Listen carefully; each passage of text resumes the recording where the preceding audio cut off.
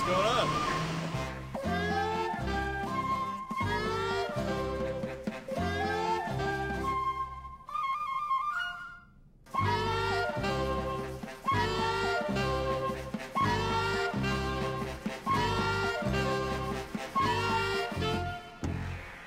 What's going on?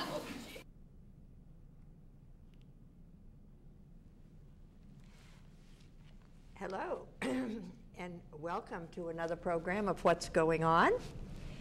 And I have a very famous Belmontian with me that I've known since we were in high school, and Rainbow and other things, Sandy Kendall.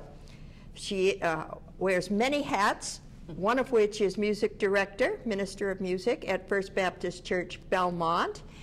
And she's going to tell about all the other things too. I think we'll start at the things that are coming right up this weekend. Okay.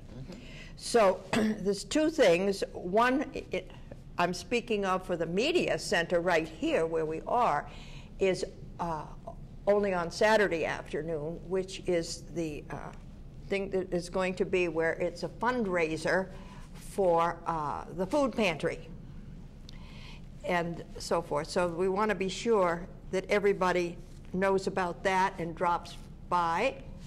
There's things in the newspaper about it, the Belmont paper today or yesterday, and that'll help you with timing and all that in the afternoon, basically. Drop by. So now that is that, and now we'll go on to Sandy, our guest thing, to do with the fact that you practically head up the whole woman's club. Thank you. And that's at the Homer? The William Flagg Homer House. William Flagg Homer Mansion, really, isn't it? So tell us anything and everything you want to about what's happening for you. It's this weekend also, and it will include Sunday afternoon. So yes, it will. Sunday you go to Sandy's house. Not to my house. And don't you love the outfit? Yeah, there's her mansion. Okay. That's why she is in this beautiful, beautiful outfit. I live in this dress. It was made for me, and it goes right in the washing machine and dryer. You're so kidding. It's wonderful. Molly Traynor, who makes costumes for Boston theaters, made it, and she made it to last as long as I'm on the earth, I think. Oh, so good. I love it. It's perfect for the club. So I don't have to wear big hoop skirts and things like that. This is very practical. Very. So tell me what's We are doing a lot at the mansion these days. Marianne Scally is the new president, and I am still managing the mansion. So we have a lot of events. We have quite a few new young members, which is fabulous because they're very interested in doing updated things. So we're having a Christmas open house this weekend, Saturday and Sunday, 1 to 5. We have elves that have been hidden around the house, and children have little forms. And if they can find all the elves, they get a prize at the end. We're having a very old-fashioned bake sale, cookie bake sale. They used to call it a swap sale. There's another flyer. And members are all making cookies, and you can come and you choose which ones you look and fill up a bag with 12, and then you pay for it at the end. We have to do a lot of fundraising because we now have our own 501c3. What's that? So that we don't pay taxes. But we used to be under the Federation of Women's Clubs, and we weren't getting anything out of that because the mansion actually is what we have to support. Our heating bill was $7,000 last year, and no one lives there. So we are fundraising constantly. You will be seeing a lot of things that we have to do. So we appreciate if people will come. Santa will be sitting in a nice throne in the library at the Women's Club in his usual place, and children can come, and if you bring your own camera, you can take a picture of your child with Santa. A couple of brownie troops are coming Saturday and Sunday to sing Christmas carols. They'll be playing and singing in the library. We have the whole mansion is decorated for Christmas. It is just beautiful. Now, what is the layout inside? I've been there, but I know now there's a third floor that's... The third floor is now open. We have just finished renovating it. It took 7 months. Paul King and Royal Home Repair did it as a labor of love for memory of his mom, because she was a very active member, Ruth. So we have a lot of things for people to see. I've tried to keep it as Victorian as possible, and it's beautiful. He did a wonderful job. It's all pastels, and you can actually go up in the cupola, which you can see from outside too. It's way up, and so it's almost like a 4th floor. So I hope people will come and appreciate it. And it's only $10 for a family or $5 for a single. Can't beat that. No, you can't. I suppose if somebody thought they were really impressed and that it's an important thing that you are perpetuating for the town, they could volunteer to pay more? Absolutely. We have a donation, big brandy snifter. Oh, good. We're always looking for help. And we love having new members. You know, we meet only once a month and not in the summer. And we have wonderful speakers. And we do give a couple of scholarships to Belmont High School. But our main thing is to keep this house going, because it's the most beautiful. And we have the original ice box where the man used to come up in his truck up the driveway and slide the big block of ice in. The hole is still in the back of the mansion, so where they used to do it. The original stove is still there. So it's a wonderful place. So if anyone would like to come, we would welcome them. 1 to 5. 1 to 5, both Saturday and Sunday. Saturday and Sunday. Because if people come here and they were here for a while they are out and about, they could then proceed to your place or vice versa. Right. And because it is the season when a lot is going on at different places, and they're all worthwhile. Right. Things at the library and all over the place. It's just great. It's a wonderful season. Absolutely. Now, why is it called the Winslow Homer? William Flagg Homer House. He was Winslow Homer's uncle. And Winslow Homer's family lived in Belmont also, up behind the mansion. They were a little further up. So Winslow did quite a bit of painting there. Most people are familiar with the croquet scene, showing the old-fashioned with the big long gowns and on our front lawn. So there are quite a few Belmont paintings from Winslow Homer. We have a lot of copies, of course. We don't have real ones, but they're all over the house in all the rooms. Oh. You know, he was there very often. Oh, and when was this? In the way back. 1800s, I mean? Yeah. The house was built in 1850. 1850. Right. It was going to be torn down. It had been, the Homer house, and a developer had bought the house and was going to tear it down, and one of the neighbors called the president of the Women's Club at that time and asked her, couldn't they do something to save this beautiful house? So 20 old ladies put up $1,000 each and saved that house from the wrecking ball. Wow. So we are continuing their faith in that. Yes. I mean, that is quite something when you think. That was a lot of money, too, back in 1920. But for little old ladies to save that house is quite an accomplishment. Yes, it is. We're very proud of it. Oh. Now, besides all your connection with that house, and that we hope a lot of people in the town will enjoy dropping by this weekend, there's also, you are connected with the Belmont Drama Club. Yes, the Belmont Dramatic Club. When I was a senior in high school, they did a show called That Brewster Boy, and I was a woman in the closet. And that's all. That was my whole introduction to showbiz. They opened the door and I went, hi. And that was it. So then the Belmont Dramatic Club asked me, I've forgotten exactly what, but I think I played piano for something for them. And I've been doing shows all my life. I just love it. So you've got one coming up, We April do. and We're May? going to be doing The Sound of Music. Aha. So we're looking for talented people for auditions, which will be in January. Okay. And it'll go up on the last weekend in May and the first weekend, no, last weekend in April and the first weekend in May, right in the town hall. Oh. So that should be a wonderful family outing also. Absolutely. Absolutely.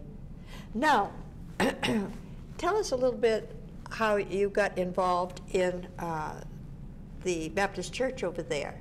You and I have wandered. In fact, I have been doing research, and everybody that was in the church choir at Belmont Methodist and the youth groups there, I could go right down through the list. Everybody is still active in a church.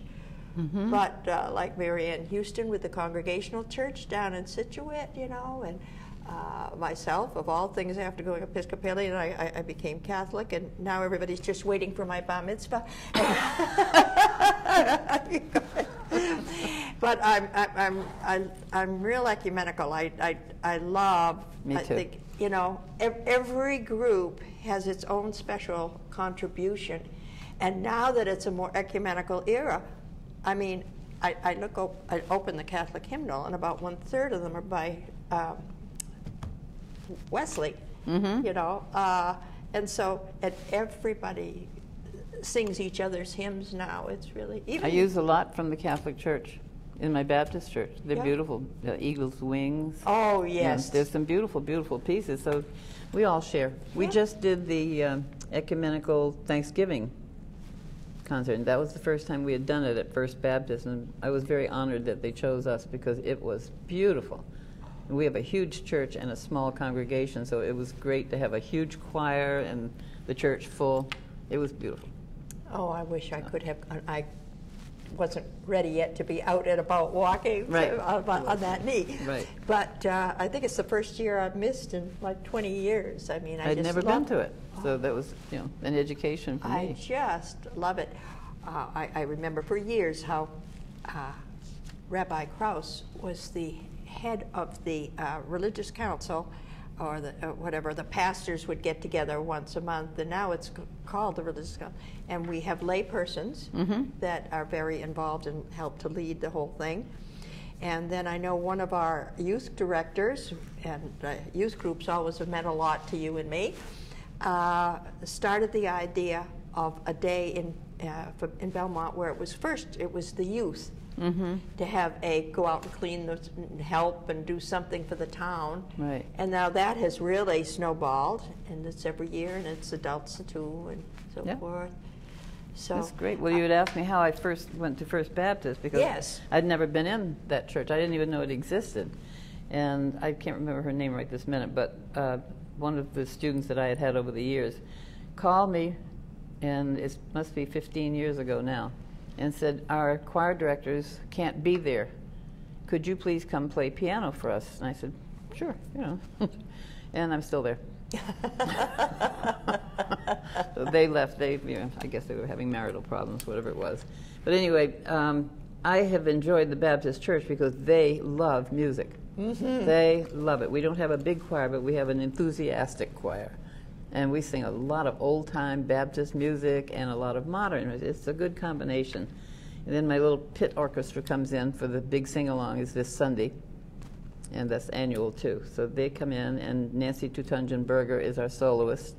She comes, and it's a wonderful night. And that started before the turn of the last century. This is Sunday night? Yes. At what time? At 7. Okay. So we'll do open house 1 to 5, and then run over there. Santa Claus and I both. Oh boy, this is the weekend. It is the weekend. Covering that's everything. open to the public. You know, we just love it. A lot of Christmas carols. It's a sing along for everyone. There is so much coming up, and for example, speaking of music, it's also Handel's Messiah Sing. I know it. Everything at one time. Everything at one time at Payson Park Church, and I've usually gone to that. And what is so amazing is it's part of a group that they met. It used to be like every other month, and now it's three times a year in the winter season. And it's a pickup chorus, isn't it? And a pickup orchestra. People come from all over and do great music, and with just a little rehearsal to go over some of the hard parts to freshen up. But they are presuming that everybody who comes in college or for the town or something had been in a choral society that did complicated music and so forth, you know, Beethoven's and stuff like that. So it's kind of a fun way as the years go by to just have a few times a year that you pick up on something that is a little more complicated, you know, and so forth. So that's coming up. And a lot going on. And I get to go tonight. My daughter Susie sings with Pro Musica in Boston. Oh, and I think my daughter wonderful. And tonight is their big concert. Yes, another funny little thing, I'm sure the whole town of Belmont would be interested in this, is that not only were we friends, but then we were reunited in about 1974 when I moved back to Belmont, and it turned out we both had daughters who were going to be sophomores at Belmont High, and you said, come on over to my house so that your daughter can meet my daughter. And that was, what, 30 years ago or something like that? And they're still close friends. And Susie's godmother of which one? I'm trying to remember. One of the children? One of the children, she's godmother. Yeah, it was meant to be. Yeah, and now my daughter is going to Grace Episcopal Church in Medford. Oh, see? And very involved there. So a lot to do. A lot to do. A lot to do. Now, what else did you were thinking of you'd like to tell us about your own history or anything about the town? Oh, the 150th. A lot of people were involved in that. That was wonderful. The sesquicentennial, I think it's, I don't know if I can still say it. That was wonderful. Victoria Hasse did a lot. She was really magnificent. She still is very active in town. And with the Council on Aging and Meet Belmont, she does a lot too. And the Women's Club. That was an education because I don't think that most people had heard much about Belmont's history. You know, we've lived through a lot, but only since, I mean, I came to Belmont after World War II. My father had been in the Navy, so we had been transferred all over the United States living. So I came here in the 8th grade and was so glad to have Abe home. You know, and I still have many friends from my class, and they were very good to me. They made fun of my southern accent. Oh, that's right. I was born in South Carolina. That's right. So I went right away to elocution school. Oh. Cleaned it up. Or changed or it. changed it, whatever. Yeah. So, but Belmont's been very good to me with my music. Very good. Brother Herbert, and what was his name? My brother Herb, Tinker. Tinker. He'll kill me when he Tinker sees Bailey. this. Tinker Bailey. He went into the Marine Corps, and he went back to South Carolina. He and my sister both did. She has passed away since, but they both never forgot South Carolina. They had to go back. And I thought I liked Belmont. Uh-huh. So I have visited back, but you know, I never wanted to go back. Belmont has. Where did you go to college and get on? Did you do BU. BU and the music? Was you Yep, School doing? of Fine Arts now they call it. It was the College of Music in those days. So There's your a piano whole major. That's my degree. degree was in music. Yep. So. Yep. Other you already. And that's where I learned how to be very active in all sorts of things. At BU, there were many opportunities for outgrowth, you know, for the community, everything else. Mm-hmm. I can't think of any more historical things that we're going to cover. Do you have anything on your list? I don't think so. I did want to mention Emil Lindo, who taught us the tambourine. Oh, Because, yes. believe it, I have a small church choir, but they're actually doing the tambourine this weekend at the sing-along. They do it every year. So they're I think that 5 or 6 of them are going to do it to Jingle Bell Rock. Oh. And Rocking Around the Christmas Tree. So that'll be the finale. And then Santa Claus is going to come visit, too. Where? At the Baptist Church for the Yes. sing-along on Sunday. So I hope people will come. It's a It'd be fun evening. Fun to bring. It's all You sing-along. see, that's the kind of thing that a family would come to. Whereas Absolutely. the Handels, it would be one person in the family who Right. wants to keep their singing up. So they're really not clashing. Right. So, and what about your family? Are any of them living in? They're not.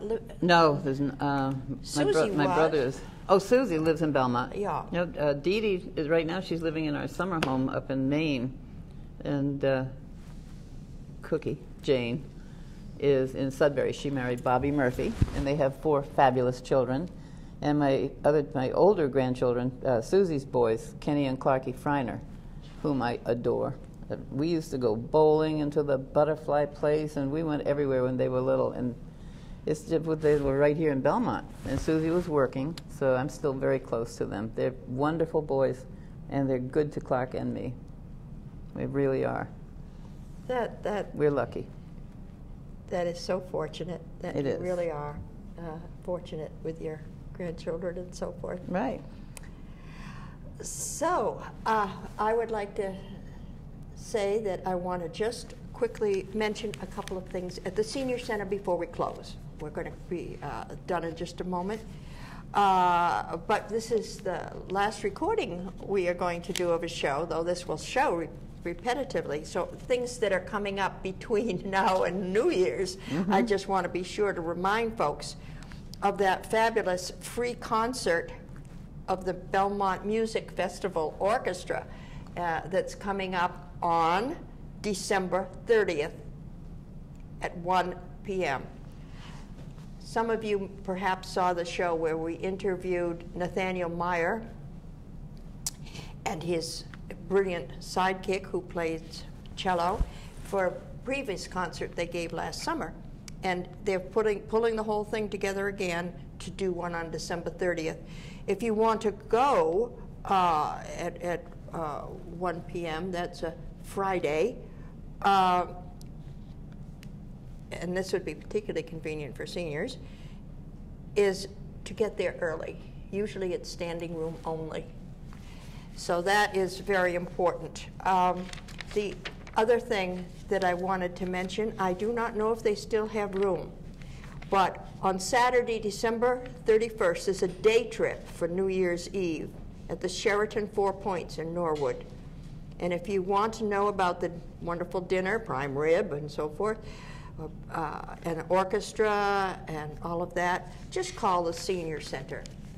And you can, they may still have room for that wonderful thing. That's it. That's it for things that right now that's in the middle of all of the athletic things they're doing. People have either signed up and doing it or they aren't. But can always join Bel Airs. Bel Airs met yesterday, and we had about 30 people there. Great. And the person who usually directs it could not be there, and others had picked up to lead it. And we sang every kind of music that had been written for Christmas.